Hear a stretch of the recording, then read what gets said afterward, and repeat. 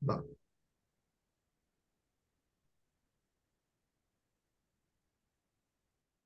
Buenas con todos. El día de hoy nuestro grupo va a exponer sobre la contaminación del río Rímac por metales pesados y el tratamiento electroquímico de aguas residuales industriales. Dicho trabajo se va a exponer para las plataformas virtuales de YouTube, TikTok e Instagram. Somos de la Facultad de Ingeniería Industrial y le presentamos el proyecto. Siguiente diapositiva. Como índice del trabajo, vamos a tener que empezamos con una introducción con los objetivos generales y específicos, con el marco teórico. Dentro del marco teórico tenemos parámetros que determinan la calidad del agua, la contaminación de los ríos de Lima, la normatividad de usos de agua, el tratamiento a través de electroquímica, nuestra discusión, conclusiones, recomendaciones y la bibliografía. En la siguiente diapositiva hablaremos de la introducción. Bueno, para empezar, sabemos que la contaminación del río Rímac por metales pesados y aguas residuales de las industrias en Lima, Perú, es un problema ambiental importante que ha afectado a esta ciudad durante décadas. El río Rímac es la principal fuente de agua para Lima y que abastece a cerca de 9 millones de habitantes, que representan cerca del 30% de la población del país. Sin embargo, debido a la descarga de aguas residuales sin tratar y la liberación de metales pesados por parte de estas industrias, el río se ve gravemente contaminado a través de las décadas. Las industrias ubicadas en Lima liberan una gran cantidad de aguas residuales y este generalmente no lleva el tratamiento adecuado. Específicamente, en la cuenca del río Rímac se tiene cerca de 62 vertimientos de aguas residuales. Estas aguas residuales contienen una variedad de productos químicos tóxicos, incluyendo metales pesados como plomo, mercurio, cadmio y arsénico, que son altamente perjudiciales para la salud humana y el ecosistema acuático. La falta de regulaciones e infraestructura adecuada para un tratamiento de aguas residuales ha contribuido a este problema, y que ya que la mayoría de industrias van a carecer de un sistema de tratamiento de aguas residuales o bien no cumplen con los estándares de tratamiento establecidos. Además, la falta de conciencia ambiental y el incumplimiento de las normas por parte de algunas industrias van a agravar aún más este problema. La contaminación del río Rímac tiene consecuencias negativas tanto para la salud humana y las empresas. Los metales pesados pueden acumularse en los sedimentos y organismos acuáticos, lo que va a afectar a la cadena alimentaria y puede provocar una disminución de la biodiversidad en el río.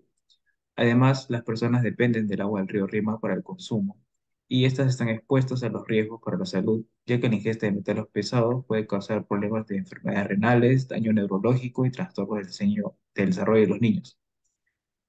Para esto, el gobierno peruano ha tomado medidas para abordar este problema, incluyendo la implementación de regulaciones más estrictas para el control de la contaminación del agua y la promoción de prácticas de tratamiento de aguas residuales eficientes.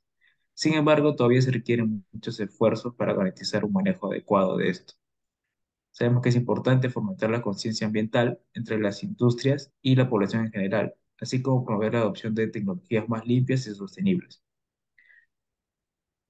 Bueno, en la siguiente diapositiva veremos nuestro objetivo general y principal de este proyecto, que es identificar las principales causas de la contaminación del río Rímac, la calidad del agua y el impacto, el impacto en el consumo de aguas contaminadas. Eh, bueno, intentamos proponer la electrocoagulación como una alternativa de solución. En nuestros objetivos específicos tenemos que vamos a analizar la calidad del agua mediante los datos recopilados, como el nivel de aguas residuales, desechos industriales y relaves mineros. Nuestro siguiente objetivo específico sería estudiar las fuentes de contaminación y los impactos en la salud humana, así como desarrollar las reacciones químicas presentes en el río por desechos tóxicos y las medidas de control. En la siguiente diapositiva, nuestro compañero nos hablará sobre los parámetros que determinan la calidad del agua. Ya. Hola chicos, bueno, acerca de los parámetros que determinan la calidad del agua, así a manera de resumen, se puede decir que un parámetro es un indicador, ¿no? Que nos indica la calidad del agua, ya sea en el mar, en los ríos o cualquier yacimiento donde hay agua. Entre los principales parámetros, digamos, para medir esta calidad tenemos el pH, ya que es muy conocido, usado generalmente en cualquier ámbito, en la química o en la física. El pH promedio del agua que es permitido dentro del país es entre 6 a 9 unidades, ¿no? Ese es el rango óptimo en el que tiene que estar el agua. Hablando de sólidos totales, en resumen, hace referencia a la materia orgánica, o sea, los heces que hay en los ríos, mares o lagunas. En el oxígeno disuelto igual, ¿no? Es el índice fundamental para la caracterización y el control de las aguas naturales. Ah, cuando hay falta de oxígeno en las aguas, propicia la reacción microbiana del nitrato y así como el sulfato como el nitrito y los sulfatos. Bueno, pasando a la demanda bioquímica de oxígeno, es la cantidad de oxígeno que hay en el agua, ¿no? En la alcalinidad también, medida de la capacidad que tiene el agua para absorber iones de hidrógeno, así tener un cambio significativo en su pH. Y por último, pasando a los metales pesados, para medir la cantidad de metales pesados en el agua es bastante complicado, ¿no? Ya que son sustancias que no son medibles así a simple vista como el pH, que simplemente llevas un papel y te lo mide. En el caso de los metales pesados, se usa la técnica de la espectrofotometría de absorción atómica, ¿no? En el cual que se basa en la absorción de energía mediante los átomos de los metales en su estado fundamental. Y así nos arroja resultados específicos acerca de los metales que hay en el agua. Bueno, pasando a la contaminación de los ríos en Lima, ¿no? Como sabemos, en la vertiente del Pacífico y siendo más específico en Lima ciudad, existen tres ríos fundamentales. Tenemos el río Chillón, el río Lurín y por último, y no menos importante, el río Rímac. Como se mencionó, el río Rímac abastece aproximadamente a 9 millones de personas, el 30% de la población del Perú, así que el Rímac es una vertiente que es fundamental para el desarrollo económico, social, de la capital y se puede decir hasta incluso del país. Como se puede ver, acá tenemos un recorrido del cauce acerca del río Rímac, donde tenemos ah, vertientes donde se arrojan desechos industriales, desechos de aguas residuales, aguas negras, los botaderos sólidos, así como los pasivos ambientales mineros, ¿no? Cada lado del cauce del río Rímac, llegando así a la ciudad, a la Trajea, donde el río Rímac sufre ese proceso de transformación mediante la cloración y todo ese proceso para que el agua del río Rímac sea potable. Y es de vital importancia proteger este río, ¿no? Ya que abastece a gran parte de la población de agua limpia y es deber de todos protegerlo y así como cuidarlo y usarlo adecuadamente. Ya, acá tenemos la distribución y situación de los metales pesados en el río Rímac. Mi compañero les va a explicar acerca de este punto. Sí, como bien lo mencionó mi compañero, vamos a hablar ahora sobre la distribución y situación de los metales pesados, en este caso en el río Rímac. Para ello vamos a ponernos en contexto entre los años 2020 y 2021 con un dato brindado por el Instituto Nacional de Estadística e Informática. Bueno, en él nos mencionan que la presencia promedio de plomo en el río Rímac se totalizó en 0,007 miligramos por litro, lo que representó una disminución del 12,5% con respecto al año anterior, ¿no? También nos dan información sobre el cadmio, que este representó para el año 2021 un 0,002 miligramos por litro, y esto no reportó variación con respecto al año anterior, ¿no? Recordemos que en ese periodo se produjo y se desarrolló la pandemia, ¿no? Lo cual generó una disminución en la actividad industrial y puede ser esta una de las causas de la disminución de algunos tipos de metales presentes en el río, ¿no?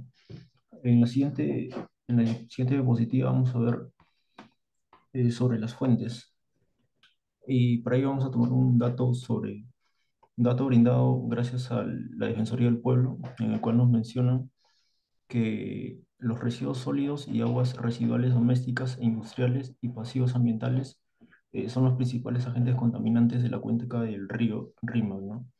Entre ellos, eh, la minería puede ser tanto en su desarrollo y transporte que puede contaminar el río mediante esas partículas de material minero que llegan a terminar en el río, ¿no? También el uso excesivo de fertilizantes que puede hacer que estos penetren la tierra y llegando a las aguas del río. Y así también desechos industriales y domésticos que la gente comúnmente a veces arrojan al río, ¿no? Contaminándolo con esos tipos de metales. En la siguiente página vamos a ver sobre un periodo del río Rímac y su situación, ¿no? En él tenemos 5 gráficas entre el año 2000 y 2004. Entre estos valores tenemos marcados de rojo valores muy altos de metales, valores altos, medios y bajos. Si, nos, si vemos la figura número A, la figura A, vemos que los valores están entre alto y muy alto. En la figura B se encuentra en alto, en la figura C se encuentra en alto también, y en la figura D y E va disminuyendo, ¿no? ¿Y esto a qué se debe? Gracias a los ECA, que son estándares de calidad ambiental. Entre ellos nos brindan los límites máximos permisibles del tipo de metales que pueden encontrarse en el agua, ¿no? Como máximo. Entre ellos tenemos datos recolectados gracias a un documento oficial y hemos separado algunos, ¿no? Los cuales nos interesan, cuál es el aluminio, plomo, hierro y cadmio para el año 2008 y 2017. Bueno, para estos tipos de metales, entre esos años no ha habido básicamente ninguna actualización, no se ha mantenido los secas para esos tipos de metales. Y en los cuales, en la tabla de arriba, si podemos observar, tenemos datos del 2013 y 2014 con respecto a estos metales en presencia del río Rímac, ¿no?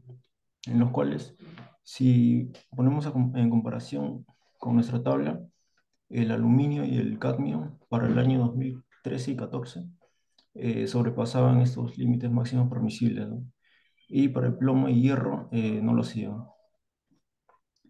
En la siguiente página vamos a ver sobre un tipo de método para reducir esos contaminantes en el agua, ¿no? Estamos hablando de la electrocoagulación como un tratamiento para este tipo de problema, ¿no? Esto surgió gracias a la necesidad de implementar tecnologías eficientes en la remoción de contaminantes de diversas aguas, ¿no? Las ventajas que nos trae ese tipo de método de descontaminación del agua son la alta efectividad de la remoción de con un amplio rango de contaminantes, entre ellos los metales pesados que hace un momento hemos presentado, también la purificación del agua y también va a permitir su reciclaje. Con ello, la potabilización del agua para ser usada para el consumo humano. Otra ventaja es que el agua tratada por electrocoagulación contiene menor cantidad de sólidos disueltos que aquellas tratadas con otros métodos. Una principal desventaja podría ser que este tipo de tratamiento puede llegar a ser costoso en regiones en las cuales no cuenten con esta fuente de energía, ¿no? La energía eléctrica. En la siguiente página, mi compañero les va a hablar más sobre los ECAs. Ya, bueno, hablando de los estándares de calidad ambiental, cabe mencionar que las medidas que toma el Perú los toma en base a la sugerencia que hace la Organización Mundial de la Salud, o sea, la OMS, cada cierto periodo de tiempo. Aproximadamente este estudio que hace la OMS acerca de los estándares de calidad ambiental varían entre 3 a 4 años, ¿no?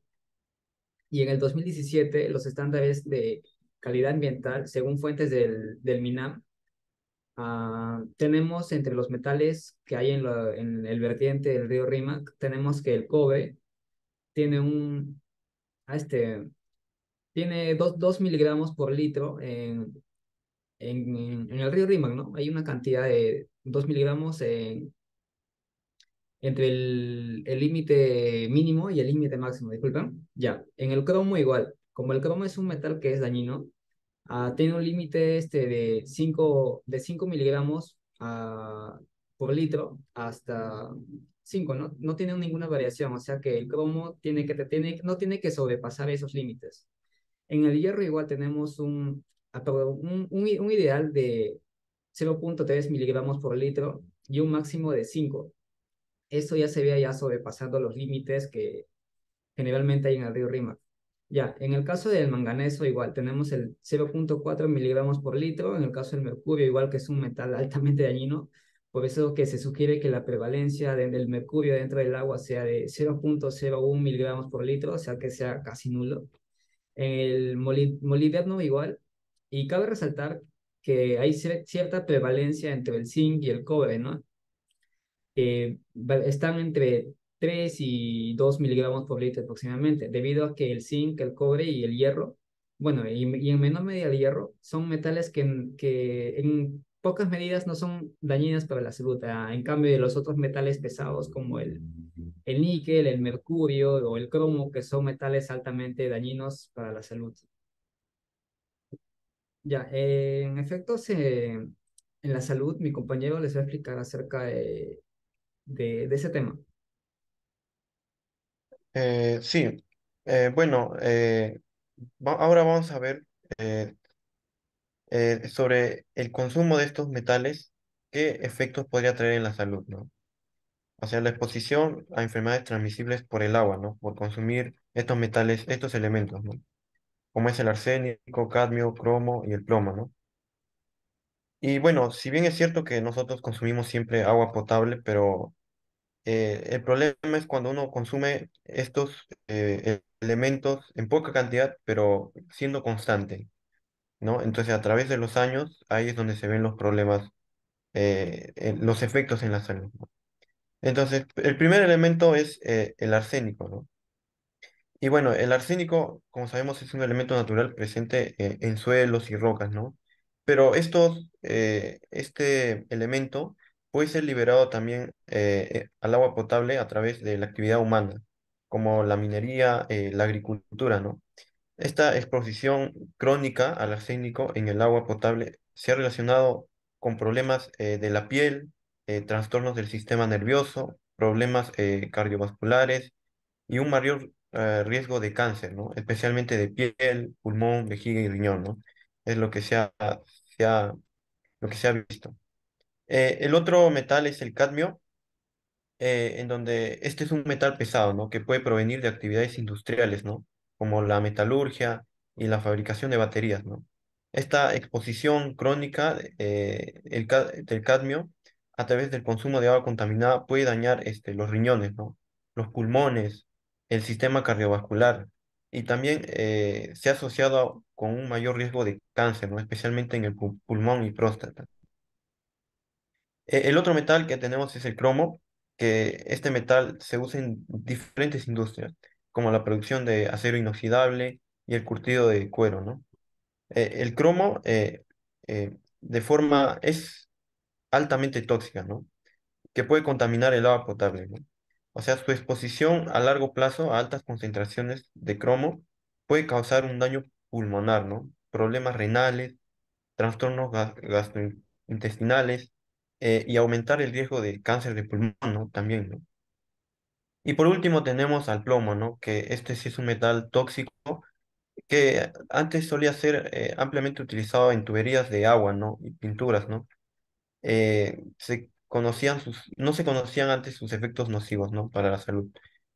Pero ahora el consumo de agua potable contaminada con plomo, que sucede en algunas áreas, sobre todo cerca a las minas, a la población cercana a las minas, es una de las principales fuentes, ¿no? De exposición, ¿no? Y esto afecta el desarrollo cognitivo en niños, ¿no? Causar problemas de comportamiento, daños a los riñones, el sistema nervioso y causar anemia también, ¿no? Y por parte de los adultos, al estar expuestos a este elemento, a este metal, puede causarles enfermedades cardiovasculares y renales, ¿no?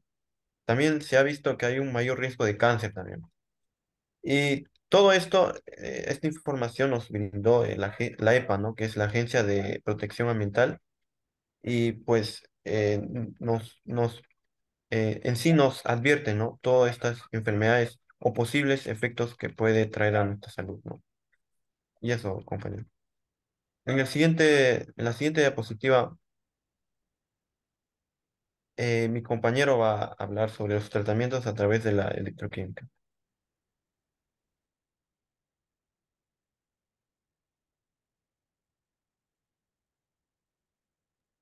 Buenas noches.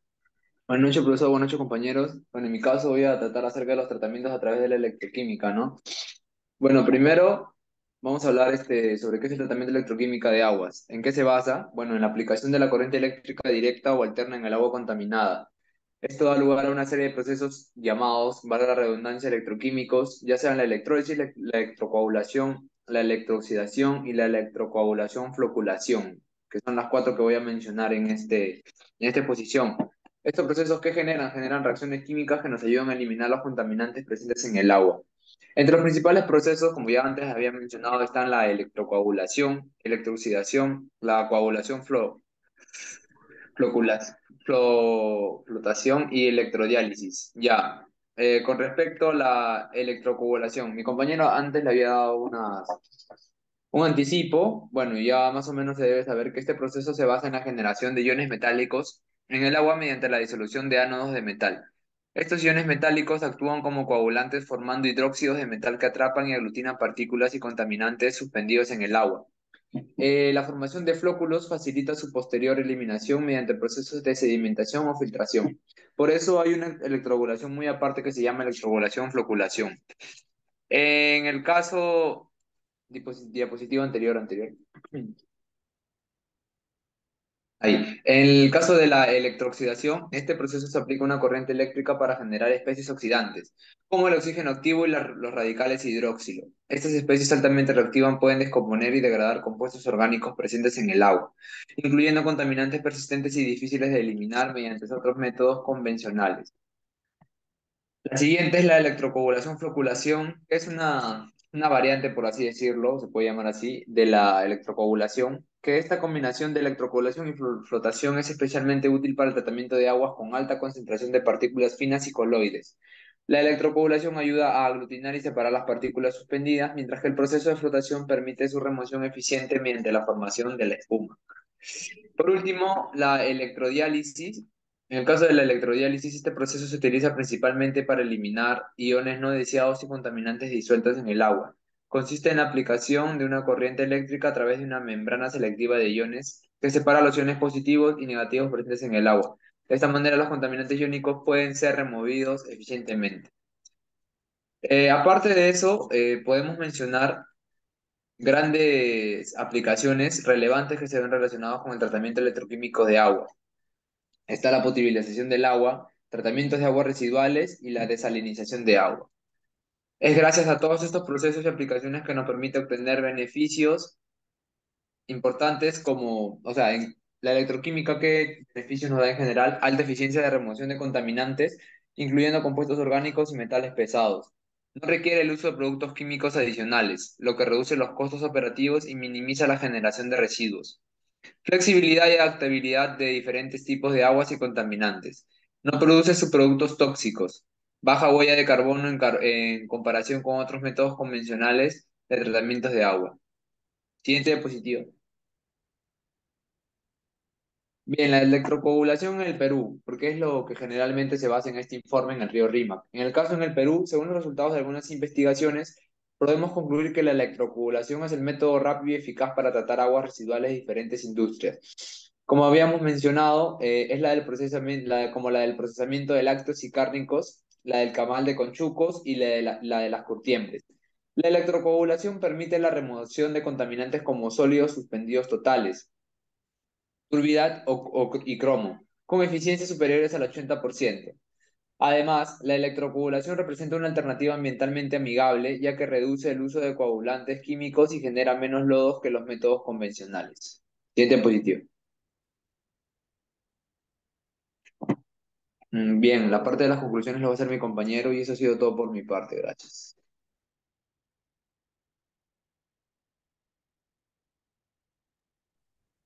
Bueno, continuando con la exposición, tenemos las tres conclusiones finales. Respecto al objetivo principal, tenemos que se logró determinar los principales contaminantes y principales causantes de la contaminación del agua. Además, que se encontró una propuesta de solución y a través del informe se han planteado las posibles soluciones, ¿no? Además de haber enfocado el informe a la realidad nacional. Como segunda conclusión, tenemos que se analizó la calidad de agua a partir de los datos obtenidos y los orígenes de las aguas residuales, concluyendo el nivel de contaminación del río Rímac y el posible tratamiento como solución llamado electrocoagulación. Como tercera conclusión, tenemos que son aspectos relevantes para comprender los desafíos ambientales y de salud pública relacionados con la contaminación del agua. La adopción de medidas de control y las prevenciones adecuadas es esencial para proteger la calidad del agua y salvaguardar la salud de las comunidades que dependen de ello. Bueno, en la siguiente diapositiva tenemos lo que es el flyer de las presentaciones en las redes sociales y eso sería todo por nuestra exposición. Muchas gracias.